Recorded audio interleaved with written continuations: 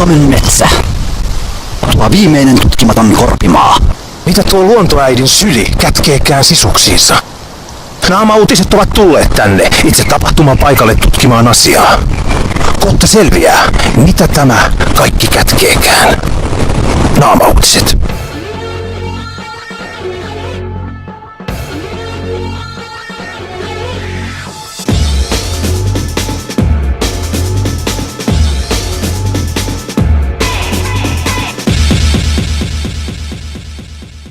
Kipi on lähtenyt pesästään parotinkin paetakseen lähellä vanhaa petoa. Tämä uljas Suomen metsä kätkee myös varjoisamman puolensa syvyyksiin metsän honkien taakse. Pesänsä jättäessään eläin on yrittänyt suojata munansa kaaran palalla. Naama-uutiset ovat tulleet todistamaan tänne suurta ihmettä.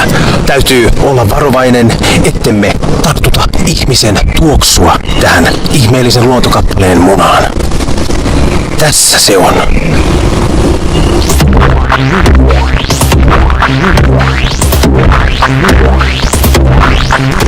Olemme löytäneet Tipin pesän.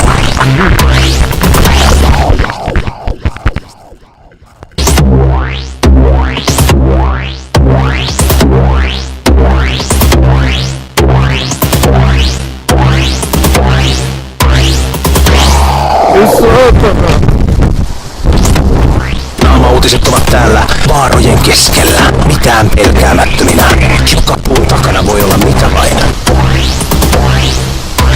Naama-uutiset ovat täällä. Suomen metsä, tuo viimeinen tutkimaton korpimaa.